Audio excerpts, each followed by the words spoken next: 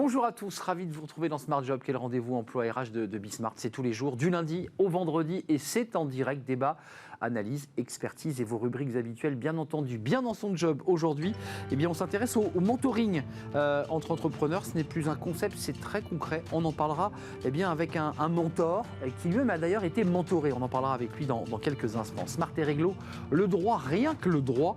Tiens, c'est un sujet dont on a déjà parlé. La liberté d'expression des salariés, jusqu'où peut-elle aller? Quels sont leurs droits, mais quels sont aussi leurs devoirs à ces salariés? On en parlera avec une avocate. La pause café, vous avez forcément entendu parler de cette petite expression. Il n'y a pas de souci, vous savez, jeter comme ça au milieu d'une réunion, ça agace Fanny Griesmer, et à l'occasion de cette pause café, elle va nous en parler. D'ailleurs, j'ai lu sur Internet que ça ne n'agaçait pas que Fanny Griesmer, cette expression, il n'y a pas de souci.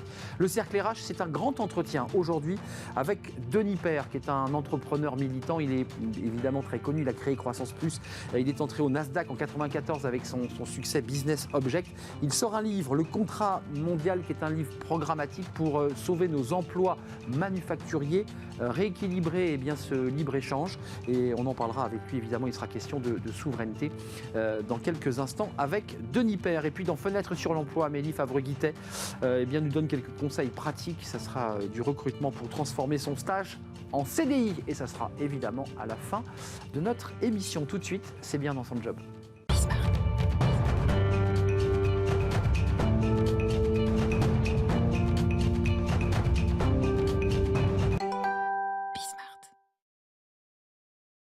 Bien dans son job, bien dans sa création d'entreprise. Ça, c'est un élément stratégique central quand on démarre son entreprise.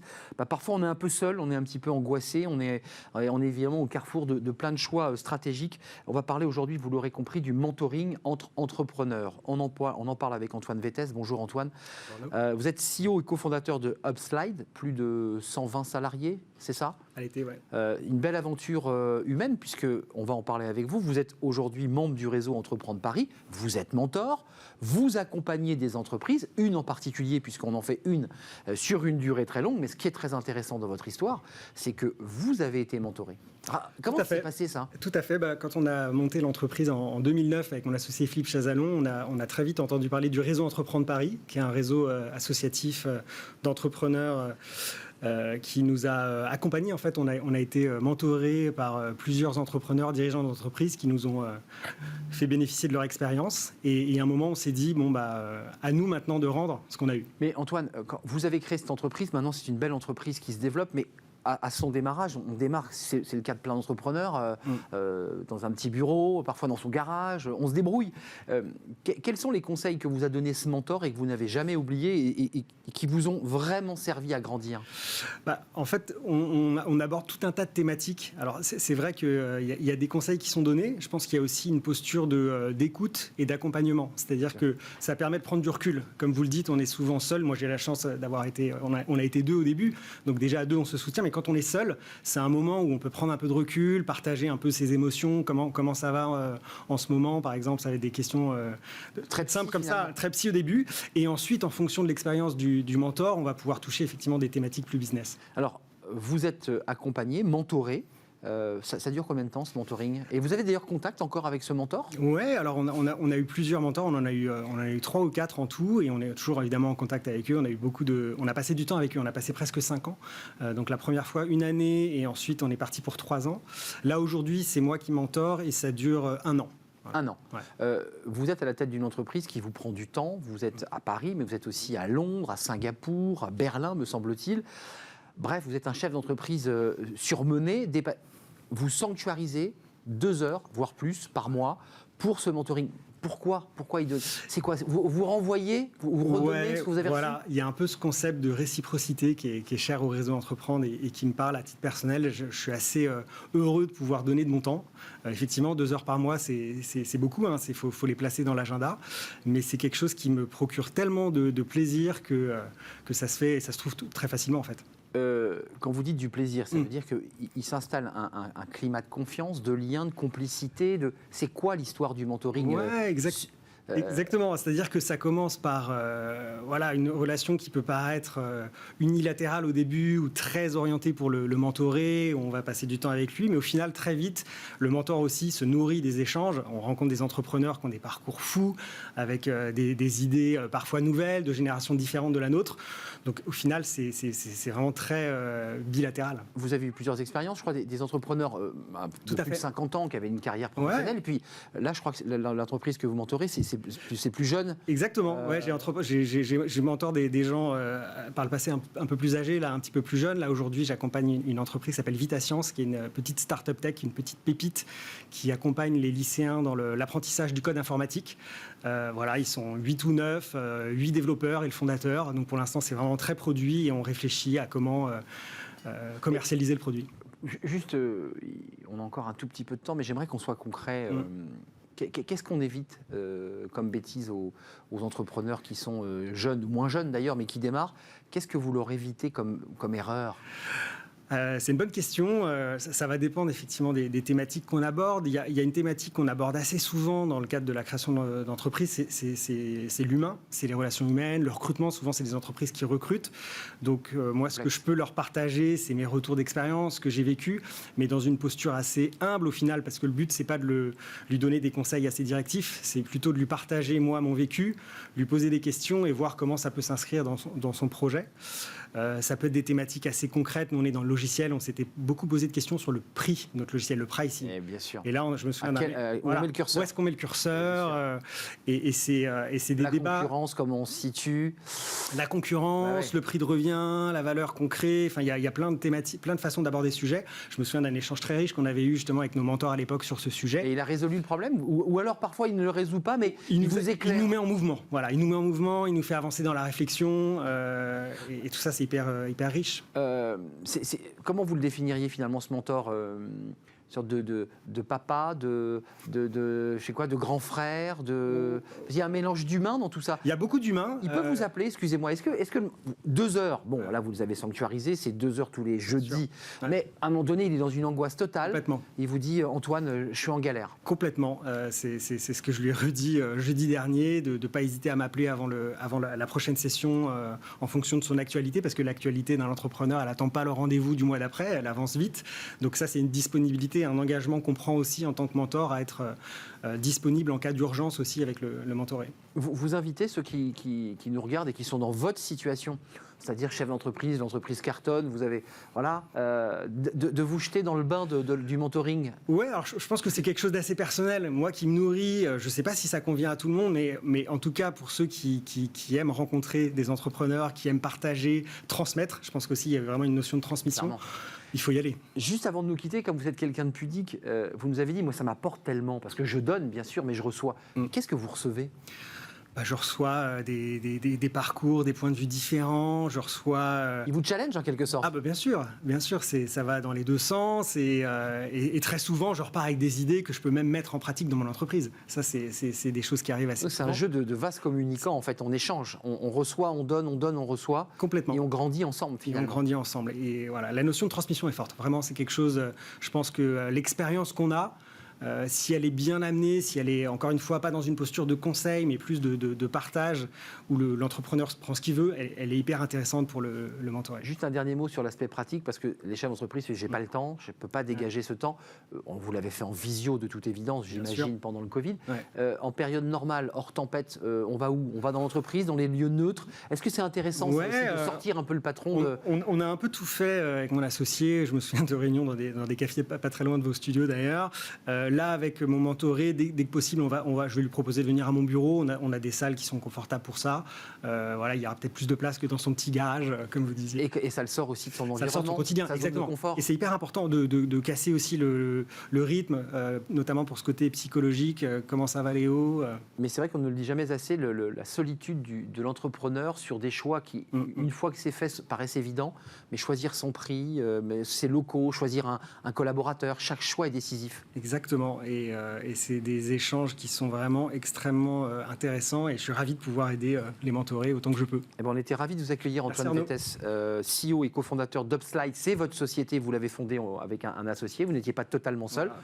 à l'époque mentoré et aujourd'hui mentor. Exactement. N'hésitez pas à faire appel à Antoine Vettès. Il aime ça, il aime transmettre. Merci d'être venu sur notre plateau. Bonne journée. Merci. Le droit, rien que le droit, je l'évoquais, Smart et Réglo, ça concerne un chef d'entreprise, la liberté d'expression d'un salarié. Il a des droits, mais il a évidemment des devoirs. Vous savez, en bas des tweets, mes tweets n'engagent que moi. Ça pose une vraie réflexion juridique. On en parle tout de suite. Smart et Réglo. Ce sujet, depuis l'année de création de Smart Job et de Bismart, a déjà été traité sur la notion de liberté d'expression. On en parle avec Juliette Sancy. On est ravis de vous accueillir pour votre deuxième passage. Avocate en droit du travail au cabinet Faro, avec un H. D'abord, commençons par le début, même si ce n'est pas un cours, on n'est pas sur France 4 avec les cours de droit en visio, mais les règles de la liberté d'expression dans l'entreprise, quelles sont-elles ? Alors c'est un prisme qui va être d'abord en dehors de l'entreprise, puisque ça va être défendu au niveau mondial, les Nations Unies, avec la Déclaration universelle des Nations Unies, au niveau européen, la CEDH qui protège la liberté d'expression. On revient un peu plus bas au niveau national, la Constitution et la DDHC également. Et on va se poser la question, donc le Code du travail aussi, et on va se poser la question, en fait, l'entreprise, c'est un petit pays.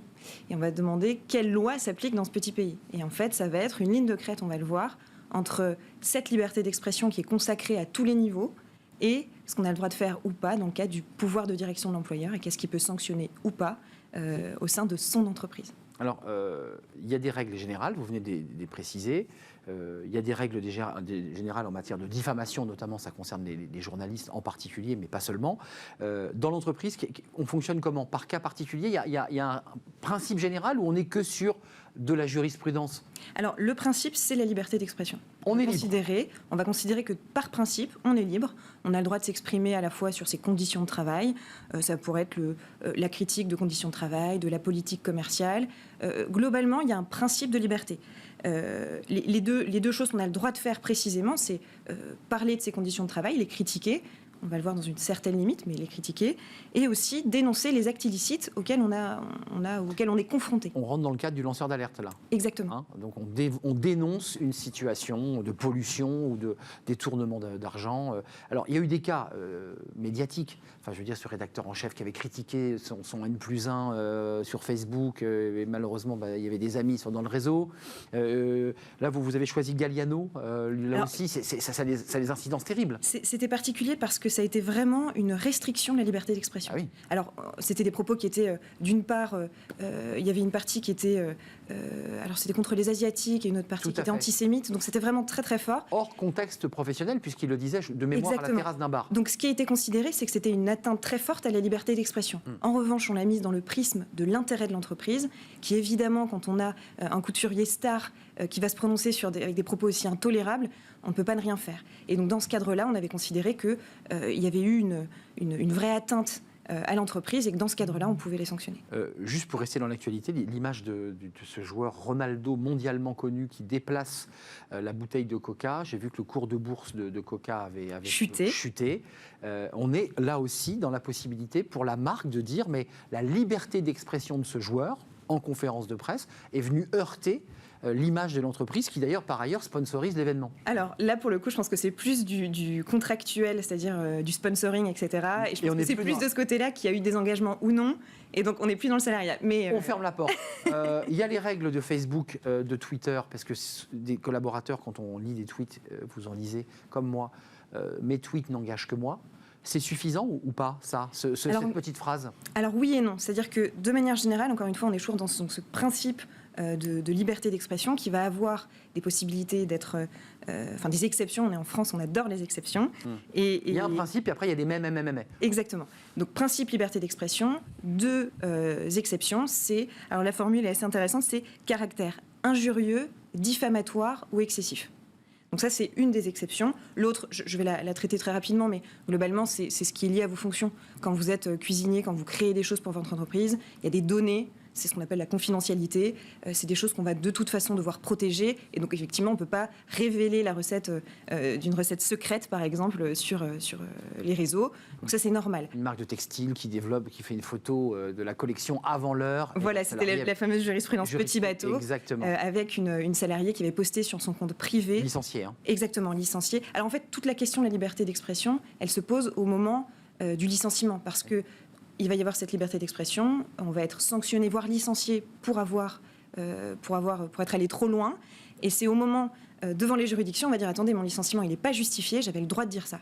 Et c'est tout l'enjeu, c'est ça. Est-ce que j'avais le droit de le dire ? Il y a un débat sur l'espace géographique, puisque Internet, il n'y a pas de frontières.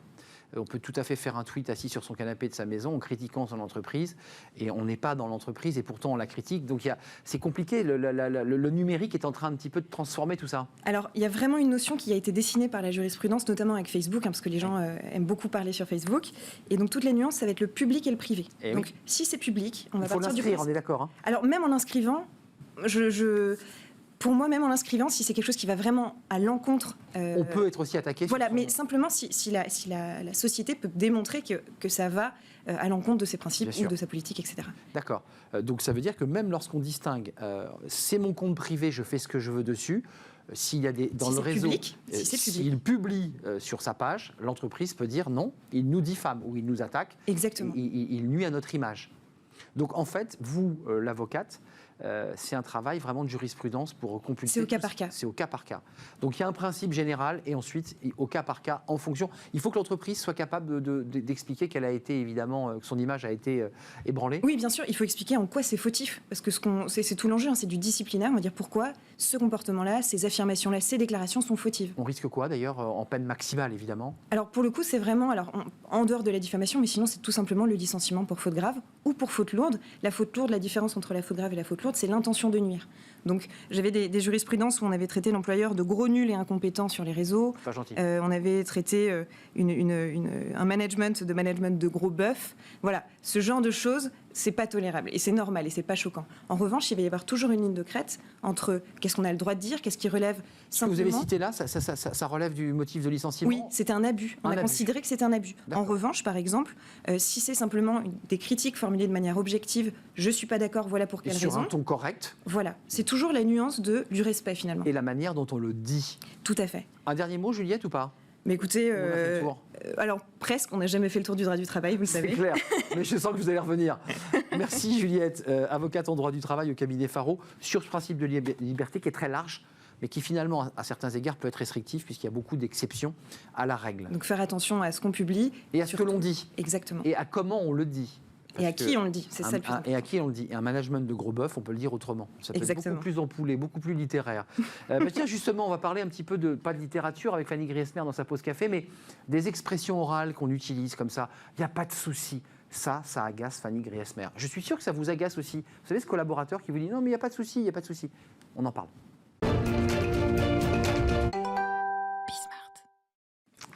Il n'y a pas de souci. Ça, c'est un truc qui énerve Fanny Griesmer pendant sa pause café. C'est quand même, je précise, pas que pendant la pause café, d'ailleurs. D'abord, pourquoi ça vous énerve et pourquoi vous considérez que c'est un abus de langage? Alors, je ne suis pas la seule, déjà. Il y a deux écoles, généralement. Il y a ceux qui, effectivement, suivent le mouvement. Hein. On ne dit pas de souci parce que tout le monde le dit, donc c'est par mimétisme. Et ceux qui, comme moi, sont un peu agacés par la formule qui sonne très, très faux. Hein. Donc, voilà. Vous le savez, les abus de langage, c'est mon cheval de bataille. Et les mots anglais, parfois. Donc, nouvelle expression aujourd'hui, pas de souci. Hein, voilà, une expression que l'on utilise à tort et à travers, aussi bien dans son quotidien que dans le cadre professionnel, mais surtout à mauvais escient la plupart du temps.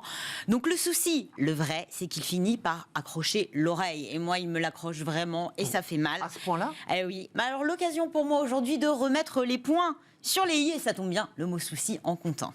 Oui, alors l'affaire a été relancée. L'affaire, il faut mettre des guillemets. Si c'est une affaire, j'ai envie de dire relancée, parce que bon... Sur Twitter. Sur Twitter, attention, hein, moi je savais que je n'étais pas la seule à être agacée par ces trois petits mots de toute apparence assez simples. la prépondérance dans nos échanges du pas de souci agace quelqu'un d'autre. Il s'agit de Gilles Raveau qui tweet le 14 juin dernier. Gilles Raveau, c'est un maître de conférence en économie à l'université de Paris 8 Saint-Denis. Il prend la parole sur Twitter et donne un conseil avisé à ses étudiants. Le voici. Pas de souci. J'entends de plus en plus souvent cette expression dans la bouche de jeunes personnes. Je sais que leur intention est bonne, mais je leur dis, cette expression n'est pas polie. Ah, pan. Alors là, Gilles s'est énervé. Gilles, j'ai envie de vous dire que souvent, c'est peu dire. Combien de pas de soucis, effectivement, peut-on entendre ou lire au cours d'une journée? Beaucoup trop. Et souvent, dans des situations où, a priori, il ne se présente pas le moindre souci. Par exemple, peux-tu venir à la réunion demain? Vous répondez quoi? Pas de souci. Moi, pas de souci. Voilà. Désolé, nous ne prenons pas les tickets restaurant. Pas de souci. D'accord. Je n'ai pas eu le temps de lire ton compte-rendu. Pas de souci. Le souci, c'est que souci ne veut pas dire difficulté. Ça ne veut pas dire problème non plus. Objection, encore moins. Non, un souci, selon le grand Robert, c'est un état d'esprit absorbé par un objet et que cette préoccupation inquiète ou trouble jusqu'à la souffrance morale, ou bien encore l'inquiétude, l'angoisse que causent les dangers, les difficultés, les préoccupations. Autant dire que l'on est plutôt content de ne pas en avoir, de ne pas avoir de soucis. Donc le problème, c'est pas de savoir s'il faut mettre un S ou pas à souci. Je suis sûre qu'on est tous allés chercher sur Google. Non, c'est d'utiliser cette expression quand elle se justifie réellement et dans ce cas-là seulement. Oui, alors concrètement, Fanny, rentrons vraiment au fond de cette affaire, dans le fond de l'affaire. Pourquoi dit-on pas de souci alors? Généralement, on utilise cette expression pour marquer l'adhésion, le consentement à ce qui est proposé ou demandé. Il peut aussi s'agir d'une manière assez maladroite de rassurer l'autre, d'être dans la sollicitude. Le pas de souci nous donne le sentiment d'avoir le souci, justement, d'ôter une inquiétude chez son interlocuteur. Bref, en jetant cette formule un petit peu plate, aussi plate parce qu'on l'entend un petit peu trop souvent. En tout cas, lorsqu'on la jette en pâture, on pense à tort se soucier de l'autre, de son bien-être, de son confort. En cela, Gilles Raveau a raison, l'intention est bonne. Sauf que derrière les bonnes intentions, il y a la réalité. Et le pas de souci, c'est une belle dénégation de la réalité, parce que techniquement, le pas de souci, c'est une litote. Donc, c'est-à-dire qu'on dit l'inverse de ce que l'on pense. C'est vrai. Becky... Ça arrive souvent, Fanny. Mais oui. Non, mais je suis d'accord avec vous, mais peu importe comment, tout dépend de comment elle est interprétée. Et c'est vrai qu'en utilisant ce pas de souci comme une béquille langagière ou plus encore comme un accusé de réception en linguistique, on a tendance à mettre vraiment les vrais soucis sous le tapis, en fermant de fait la discussion. Et paradoxalement, elle peut faire apparaître un souci là où il n'y en a pas. On le fait apparaître de manière un peu subliminale, souci qui n'existe pas, qui n'a jamais existé, qui n'a pas lieu d'ailleurs d'exister, et que l'on fait d'emblée disparaître puisqu'il n'y a pas de souci. De quoi susciter l'inquiétude chez votre interlocuteur qui, lui, effectivement, ne voyait aucun souci. Concrètement... Ce qu'il dit d'abord, Gilles Raveau, c'est que... Parce que Gilles Raveau, c'est un peu votre maître à penser aujourd'hui. Non, non, mais je pense qu'il a raison de fait. Mais est-ce qu'elle est impolie? Je ne sais pas. En tout cas, effectivement, c'est peut-être une expression un petit peu familière. Vu ce qu'on vient de voir, effectivement, dès lors qu'on parle par litote, à moi de... voilà. Après, elle est tellement courante que... Impolie, ça me semble un peu exagéré. C'est peut-être... En tout cas, elle sonne creux. Il n'y a pas d'enthousiasme, c'est évident, pas de plaisir non plus. Ça sous-entend aussi que si on avait pu, ou si on pouvait, on ferait peut-être autrement. C'est une posture qui, je pense, pour Gilles Raveau, puisqu'il pointe du doigt les jeunes, qui frôle parfois avec la désinvolture, celle que l'on reproche communément à la génération Z, génération dont les élèves de Gilles Raveau sont a priori issus. Alors, moi, je vous propose quand même des petites solutions pour remplacer le pas de souci. Bien sûr. Mais oui, d'accord, et une bonne solution pour remplacer le pas de souci. Bien sûr, peut fonctionner très bien également. Et comme un souci est une préoccupation inquiétante et pas une difficulté ou un problème, on peut, comme le suggère l'Académie française, opter pour un indémodable oui. Oui, ça fonctionne très bien. C'est bref, ça fonctionne. Cela ne pose pas de difficulté. Voilà, autre option. Ou encore, ne vous inquiétez pas. Rassurez-vous. Moi, là où ça me pose le plus de problèmes, c'est quand on remercie quelqu'un. Et quand on vous dit pas de souci, franchement, Moi, si je dis pas de soucis, c'est que globalement, j'étais pas forcément contente de rendre service. Donc si là, vous me dites merci parce que je viens de finir ma chronique, je vais vous dire je vous en prie ou avec plaisir. Mais écoutez, il n'y a pas de souci. Merci, merci Fanny Griesmer, histoire de l'énerver Ça un peu. fut un vrai plaisir. Bien sûr. Oui, comme dirait l'Académie française, un beau oui bien rond. Oui. On va parler d'un sujet où il y a plein de soucis, justement. Alors là, c'est pas qu'il n'y a pas de soucis, c'est qu'il y a beaucoup de soucis. C'est le libre-échange, c'est notre économie mondiale, c'est nos emplois manufacturiers, c'est notre souveraineté industrielle. C'est un vrai sujet qui suscite plus que des soucis, des inquiétudes, et ça sera le thème de notre grand entretien dans le Cercle RH avec Denis Père, qui est un entrepreneur militant, le fondateur de Croissance Plus. On vous le présentera dans quelques instants. Voilà pour cette chronique. Merci Fanny. Il n'y a eu aucun souci à partager ce moment avec vous. Vraiment, vraiment. On fait une petite pause tout de suite, évidemment, et puis on accueille Denis Père avec son nouveau livre, Le Contrat Mondial.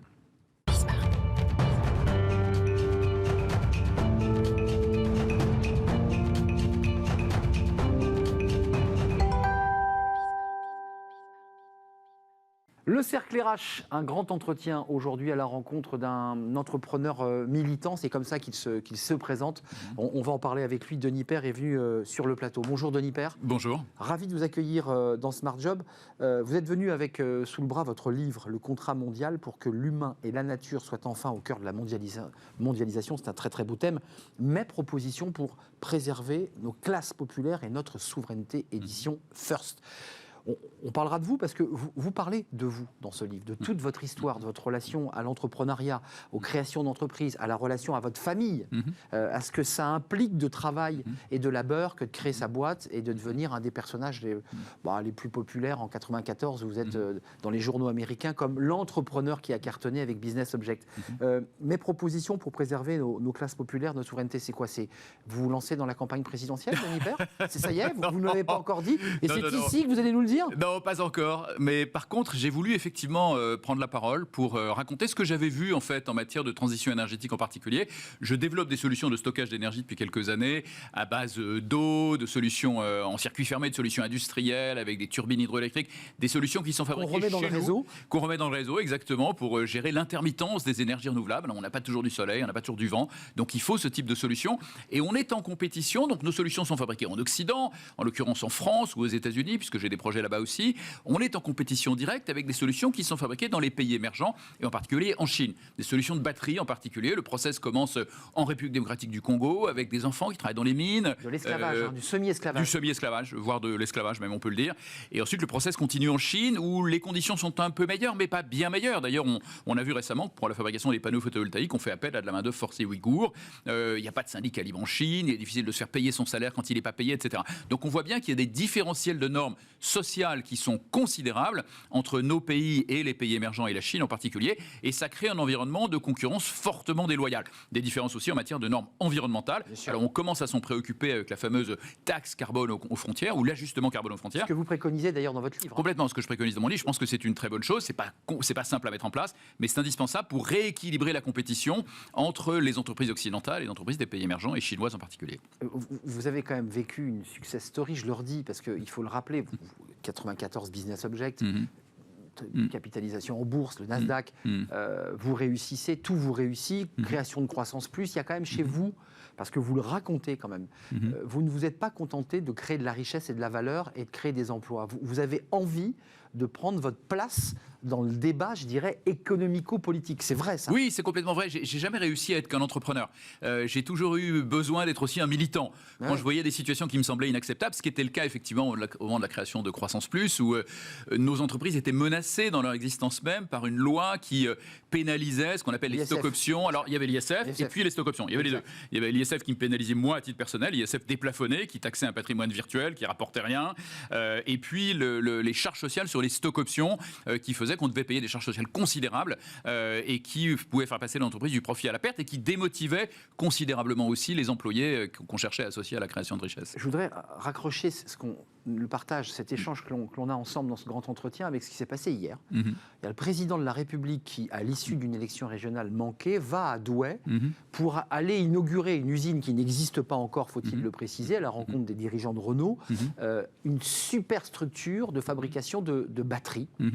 À la fin de votre livre, vous développez toute cette partie. Vous parlez longuement de la Chine, des règles qu'elle ne respecte pas, cette Chine, et du développement des batteries et d'un nombre de marchés qu'on a perdus, les batteries, l'automobile.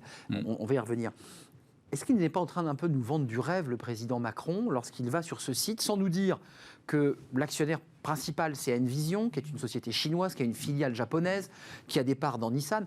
En un mot, là aussi, on nous vend un peu du rêve sur nos emplois manufacturiers. Il nous dit, on va créer 2500 emplois, mais certes, mais ce sont les Chinois qui seront en fait les propriétaires de tout cela. Alors, les 2500 emplois créés en France, c'est une réalité et c'est une très bonne chose.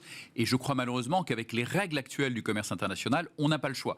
Mais ce que montre effectivement cet accord, et il faut les faire évoluer selon moi, mais ce que montre effectivement cet accord, c'est que les savoir-faire en matière de transition énergétique, aujourd'hui, sont principalement en Chine. Tout est parti en Chine. 73% des cellules de batteries lithium-ion sont aujourd'hui fabriquées en Chine. Nous, on va faire de l'assemblage. On va importer ces cellules, on va faire de l'assemblage. Donc, toutes ces gigafactories, c'est très bien, mais et ça crée quand même de l'emploi industriel. Mais l'essentiel de la valeur ajoutée reste effectivement en Chine. 73% des panneaux photovoltaïques sont fabriqués en Chine aussi, par de la main-d'œuvre ouïghour en partie. Quand on regarde la liste des 10 premiers fabricants d'éoliennes au monde, il y a 7 entreprises chinoises. Ça, on a perdu la partie, là. On a quasiment perdu, pas totalement. Il y a encore 3 beaux acteurs, un Allemand, un Américain et un Danois. Mais on est en train de perdre la partie, parce que les Chinois gagnent en part de marché à toute vitesse. 80% des terres rares sont extraits et raffinés en Chine.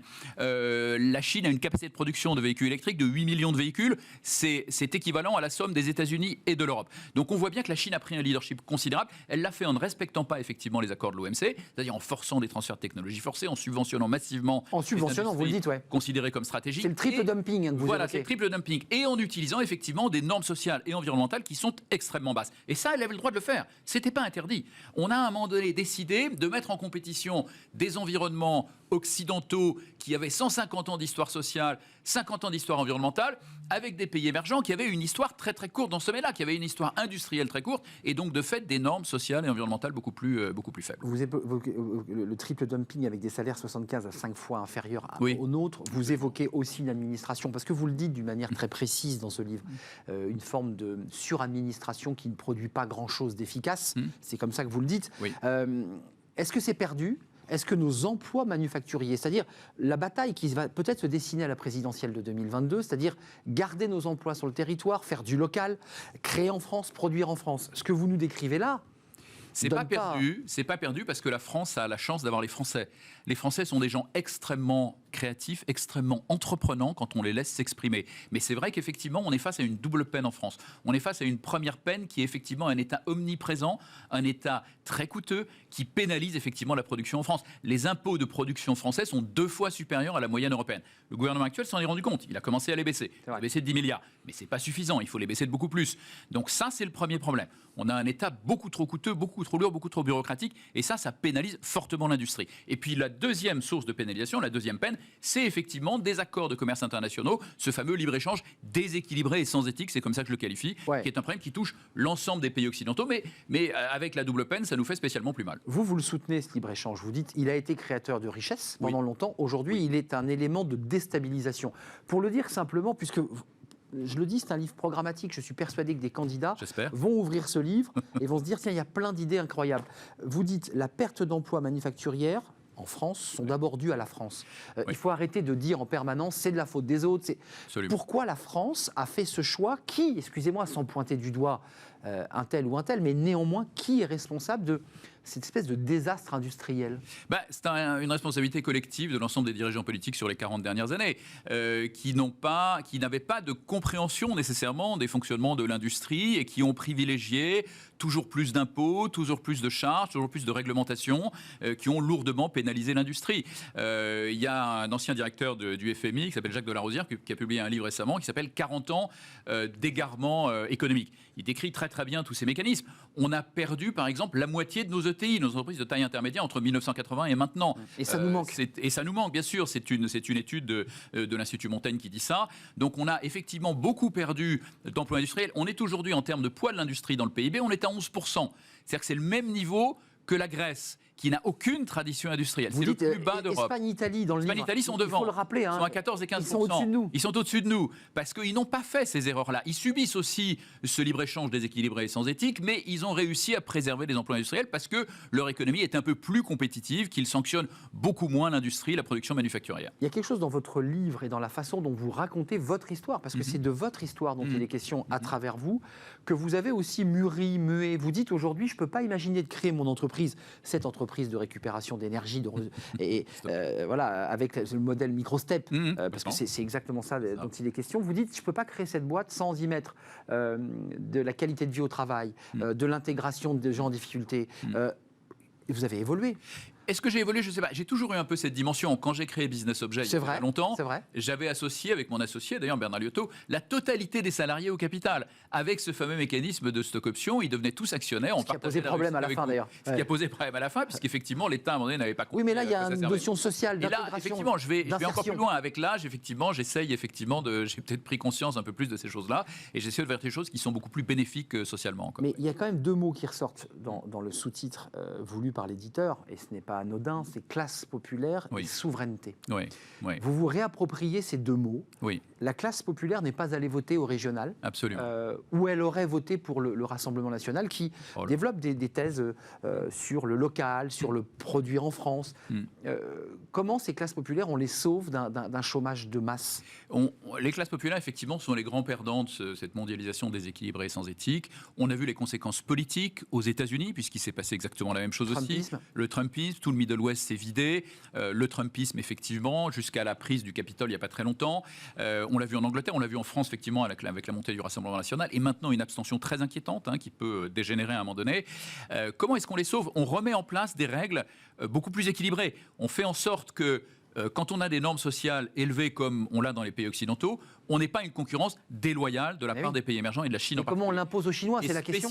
Spécialement sur les produits stratégiques et en particulier tout ce qui concerne la transition énergétique, qui est quand même un enjeu majeur, qui est une révolution industrielle absolument majeure, qui va créer des emplois en quantité considérable, mais qui pour l'instant les crée en Chine, effectivement. Et ceci, au passage, avec l'argent des contribuables occidentaux, européens et américains. Donc comment on fait? On dit par exemple que sur un véhicule électrique dans lequel la main-d'œuvre est à 5 € de l'heure en Chine, elle est à 30 € de l'heure dans les pays occidentaux, l'écart il est à peu près de ce niveau-là, eh bien on fait en sorte qu'il y ait une compensation sociale aux frontières. Quand le produit arrive à la frontière. Quand le produit arrive à la frontière. Et donc, on recrée une compétition équilibrée dans ce domaine-là. Sinon, on va tout perdre. D'ailleurs, le président de Renault lui-même, et je ne jette pas la pierre à Renault, qui effectivement est obligé de fabriquer aujourd'hui des véhicules en Chine, ils n'ont pas le choix, c'est les règles du jeu. Mais disait il n'y a pas très longtemps au Sénat, on risque effectivement de tout perdre. On risque de n'avoir plus que nos yeux pour pleurer en décrivant effectivement l'émergence de la Chine et effectivement d'automobiles de qualité, pas chères, pour ces raisons-là. Il y a les axes stratégiques, les secteurs, l'automobile, l'aviation, on l'évoque, le photovoltaïque, l'éolien. Qu'est-ce que doit faire la France dans les 10 années à venir? Parce qu'il y a une campagne présidentielle qui va se préparer, tous ces sujets-là seront sur la table, et puis il faut qu'elle se projette, qu'elle investisse. Alors vous êtes, vous, sur des thématiques de récupération de l'énergie, du stockage de l'énergie. C'est l'avenir si on arrive à stocker l'énergie. Voilà. C'est quoi les secteurs sur lesquels vous dites il faut que le prochain président et le ministre de l'économie investissent? Tous les secteurs qui touchent à la transition énergétique déjà, qui sont absolument majeurs. Je pense en particulier à l'hydrogène. Alors il y a déjà des choses qui se font dans ce domaine-là, mais il y a besoin d'investissements considérables pour mettre en place des infrastructures de taille considérable. Il faut aussi réfléchir à d'autres questions, à des questions d'impact aussi, parce que pour déployer une infrastructure hydrogène, il faut aussi des panneaux photovoltaïques en grande quantité. Donc il faut consacrer de l'espace à ça. Il faut peut-être faire des accords avec des pays du Maghreb, par exemple, qui ont beaucoup de place et beaucoup de soleil. Donc il y a toute une réflexion stratégique à mener là-dessus. Et puis il y a bien sûr toutes les incidences derrière. L'hydrogène, ça va être une révolution pour tous les transports. L'aviation, l'automobile bien sûr. Et je pense qu'on doit mettre beaucoup plus d'énergie, c'est le cas de le dire, dans ce secteur-là. Et peut-être moins d'ailleurs sur la partie batterie qui crée beaucoup de problèmes. J'allais vous le dire. Qui crée beaucoup de dépendances stratégiques, bien sûr, problème de recyclage, dépendance stratégique, d'extraction, un petit nombre de pays en monopole. C'est pire que l'OPEP. Vous avez aujourd'hui 4 pays qui contrôlent 95% de la production mondiale de lithium. L'OPEP, c'était 14 pays qui contrôlaient beaucoup moins, qui contrôlaient que 40% de la production mondiale de pétrole. Donc vous êtes en train de nous dire, c'est une vraie réflexion stratégique que, même en matière d'emploi d'ailleurs et de création d'emplois, on n'a peut-être pas fait le bon choix en axant trop sur la batterie ion lithium et il aurait peut-être fallu anticiper un peu plus l'hydrogène, qui était décrié à une époque. Oui, on l'a fait aussi à un moment. Il faut reconnaître que c'est compliqué parce que ce domaine est très mouvant, les technologies évoluent très vite, mais il faut savoir se reposer des questions régulièrement. Et en ce qui concerne la batterie lithium-ion, je pense qu'il faut aujourd'hui se reposer des questions sur la pertinence effectivement d'un modèle tout batterie pour la mobilité. Pour rester dans notre sujet, il y a un chercheur à Amiens qui a eu la médaille d'or du CNRS qui a créé une batterie à base de sel et qui peut être le concurrent. Là, il y a des batailles économiques au sein de l'Union entre les Allemands et les Français. Terrible. Bien sûr. Alors, si on arrive à trouver des batteries qui reposent sur des matériaux effectivement abondants, pas chers, comme le sel, le sodium par exemple, effectivement, c'est une très bonne nouvelle. Mais on voit bien qu'effectivement, ce domaine est très mouvant et donc il faut effectivement une impulsion étatique, parce qu'en plus les investissements prennent du temps. Il faut une impulsion étatique. Moi qui suis plutôt un libéral en économie, je pense qu'il faut que l'État mette plus de moyens encore dans la recherche et développement et puis qu'il travaille aussi à rééquilibrer les règles du commerce international pour faire en sorte que ces emplois industriels ne se créent pas uniquement ailleurs et en particulier en Chine. Donc je reviens pour terminer cette notion de souveraineté, puisqu'elle renvoie là à un débat, je dirais, plus politique et moins économique. Les deux sont intimement liés, c'est-à-dire qu'il faut assumer ce mot de la souveraineté qui a été gommé du vocabulaire depuis presque 20 ans. Oui, bien sûr, la souveraineté en l'occurrence des pays occidentaux, pas seulement française.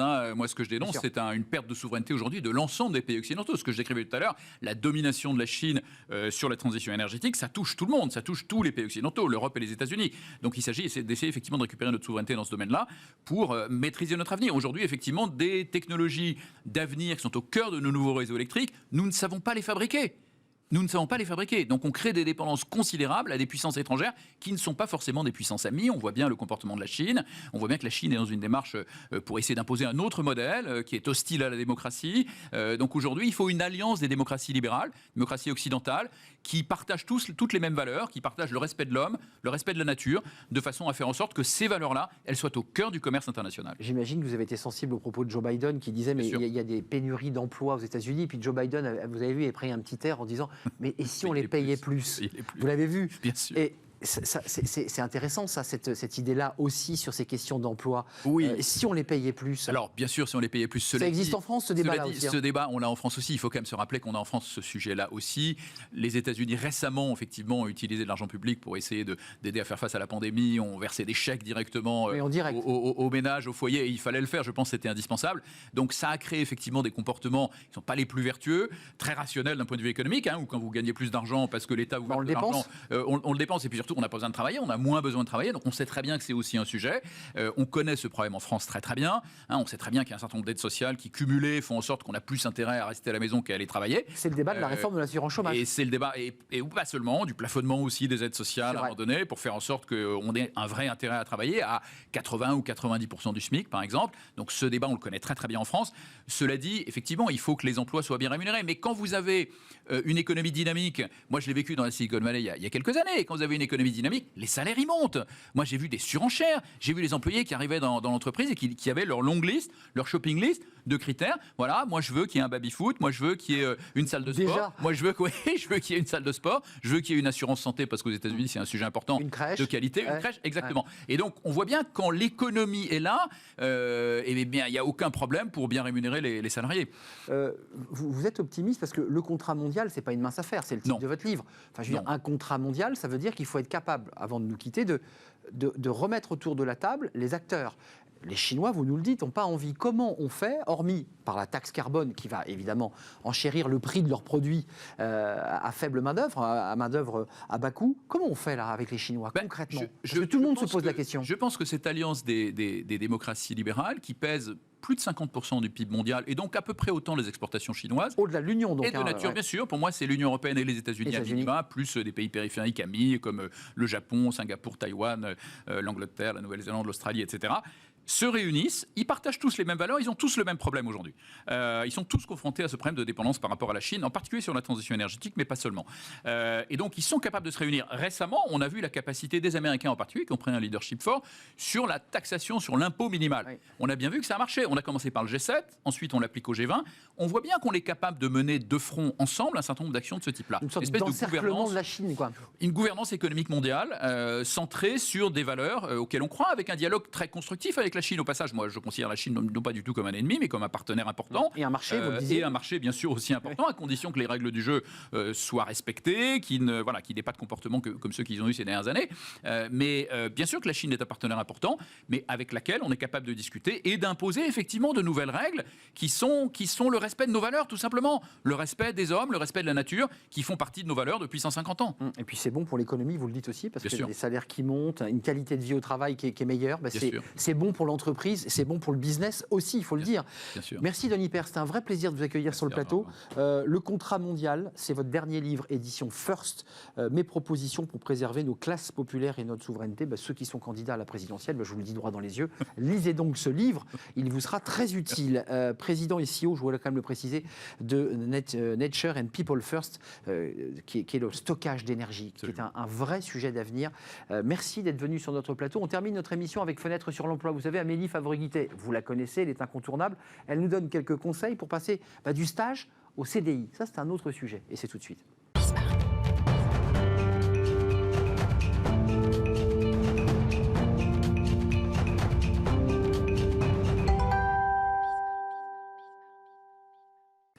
Amélie Favre-Guittet, comment allez-vous ? Très bien, et vous ? Moi, je vais très très bien. On a parlé beaucoup de la Chine, vous avez entendu, un petit peu, oui. Qui est un sujet qui a un impact assez concret sur nos emplois.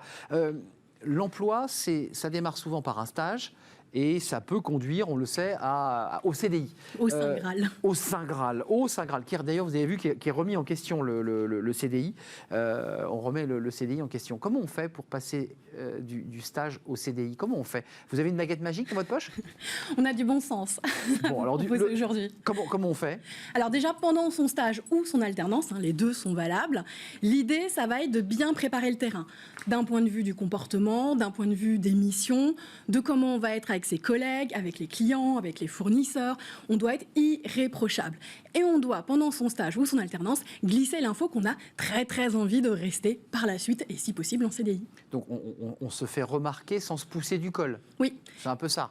Mais c'est important de se faire remarquer. C'est-à-dire que si on a une mission, à un moment donné, on obtient des résultats positifs, il faut le faire savoir. Il ne faut pas être timide et il ne faut pas être modeste. Il faut oser y aller et dire je suis fier d'avoir réussi telle et telle difficulté pendant mon stage ou mon alternance. Alors, donc, il est repéré, parce qu'il y a plusieurs cas de figure, Amélie, il faut le dire simplement. Il y a assez rapidement, on lui glisse à l'oreille de façon qu'il n'y a pas de poste à pourvoir. Oui.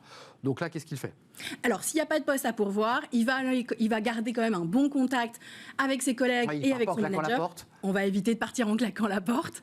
On va garder quand même du coup des bons contacts. On va demander une lettre de recommandation, que ce soit sur LinkedIn ou la vraie lettre papier. L'idée, ça va être de justement pouvoir la montrer à ses futurs employeurs. Et on va quand même garder le lien. On ne sait jamais.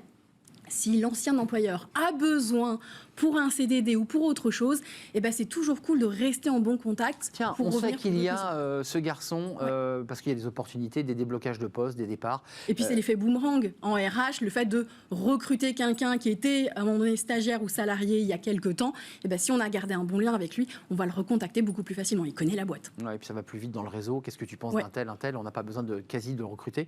Alors là, en l'occurrence, deuxième option, chapitre 2, là, c'est le vrai sourire, c'est-à-dire qu'on lui fait comprendre qu'il y a une petite porte qui pourrait s'ouvrir et il va avoir son premier rendez-vous RH.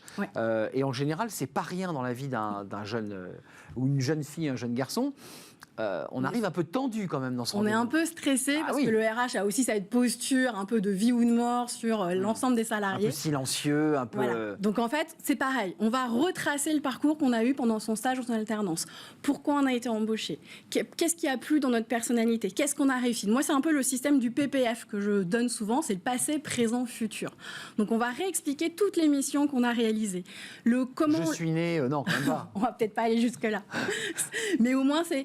Qu'est-ce que j'ai réalisé ? Sous combien de temps je l'ai fait ? Prouver que même quand j'étais en présence d'un client, d'un fournisseur, il ne faisait pas la différence avec un collaborateur classique. Ils ne me prenaient pas. Ils savaient que je n'étais pas... Enfin, même s'ils savaient que j'étais stagiaire, ils s'en est pas rendu compte. Ce qui permet de se valoriser et de montrer qu'on était de plein pied dans l'entreprise. Oui, et qu'on avait déjà cette posture de et collaborateur. Pas le stagiaire qui apporte le café. D'accord. Et surtout à qui on ne confie rien sur le plan stratégique. Voilà. Là, c'est montrer que d'un point de vue du stage ou de l'alternance, on a appris des choses, on s'est amélioré, notre savoir-être est bon. Si on a eu des échecs, on a analysé ces échecs, on sait pourquoi on s'est planté sur tel et tel dossier et on sait que la prochaine fois, on ne va plus refaire de la même manière. Vous nous dites qu'il faut être capable aussi de se remettre un peu en question, de dire voilà, tout n'est pas parfait. Montrer son professionnalisme. Voilà. Mais je suis capable aussi de me remettre en question. Ouais. Après, on arrive sur la partie présent, c'est-à-dire qu'on va dire maintenant, je finis mes études, je suis jeune diplômée, j'ai envie de telle et telle chose, et ces envies, j'ai envie de les concrétiser avec vous dans l'entreprise. Donc là, on arrive sur la partie future, où on va se projeter dans le poste que a priori, l'entreprise peut proposer. Et ça, c'est vraiment important de montrer qu'on comprend les enjeux stratégiques de l'entreprise, qu'on a peut-être déjà des idées pour aider l'entreprise à se développer et que c'est ensemble qu'on a envie de le faire. Et ensuite, il y a le futur, ce qui est le présent, je l'intègre, et mon futur, c'est... En général, il faut quand même que l'autre soit un peu réactif, si je peux me permettre, parce que sinon on parle au mur. On parle au mur. On parle au mur. Il faut quand même que l'autre soit dans l'idée que, oui, donc là, on le sent, c'est de la psychologie de base. On sent si ça s'ouvre ou pas, quoi. C'est un entretien, donc ça doit être un échange. Donc on doit poser des questions. On peut peut-être venir aussi avec du renfort interne, si on a eu aussi un peu un autre collaborateur de l'entreprise qui vient soutenir, entre guillemets, notre candidature en disant, bah oui, j'ai apprécié de travailler avec un tel, ce serait cool si on pouvait le garder. Amélie, ça se fait, c'est pas mal vu par le RH. Ça va être le manager qui va plutôt soutenir vis-à-vis du RH en disant moi j'ai envie de garder mais c'est à lui de dire à la RH j'aimerais bien être là parce que de toute manière on demandera l'avis du manager. Donc si en plus le manager, voire les collègues s'entendent très bien avec lui et ont déjà compris comment il allait pouvoir aider demain, c'est du gain de temps et c'est du gain d'argent pour tout le monde. Donc ça, du point de vue RH, ils doivent quand même apprécier de se dire que c'est pas un nouveau recrutement qu'il faut lancer, c'est pas des semaines, des mois d'intégration à mettre en place. La personne connaît l'entreprise, connaît les codes, connaît les outils. C'est un gain de temps incroyable.